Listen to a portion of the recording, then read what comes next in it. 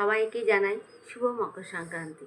তো আজ সবার বাড়িতেই কম বেশি পিঠে হবে, তাই জন্য আমার বাড়িতেও হবে।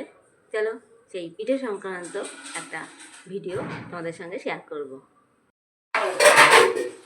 ও মামা, ওই বাটিটা দাও তো, ওই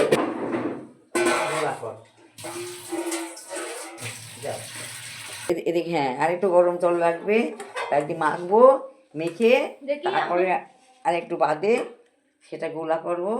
ঘন করে গোলা করে মাটির সরা নেব, সরাতে করে সরা গরম হলে একটু একটু করে দিয়ে গোল গোল করে ভাজা হবে।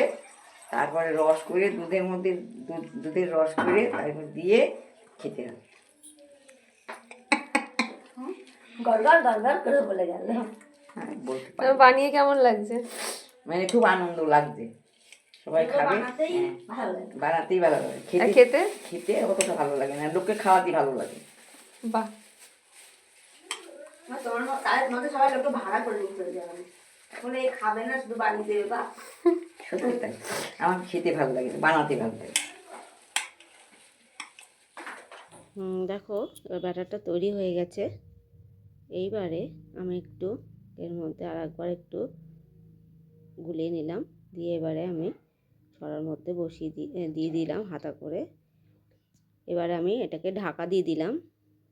ঢাকা দিয়ে এবার দেখতে হবে পাশ থেকে কি মানে হাওয়াটা বেরিয়ে যাচ্ছে কিনা, তার জন্য আমি একটু কাপড় চাপা দিয়ে দিয়েছি। কিছুক্ষণ পরে আমি এটা তুলে তোমাদেরকে দেখাচ্ছি যে এটা কেমন হয়েছে।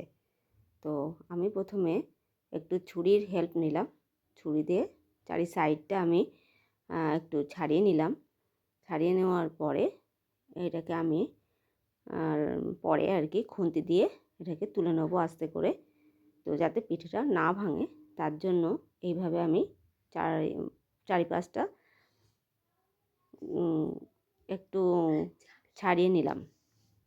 এইভাবে আমি এবার খুন্তির সাহায্যে এবার পিঠেটা আমি ফাইনালি তুলে ফেললাম। এ দেখো, তুলে আমি থালাতে রেখেছি, বেশ ভালো হয়েছে। তো এইভাবে আমি সবগুলো পিঠে বানিয়ে নিলাম। তো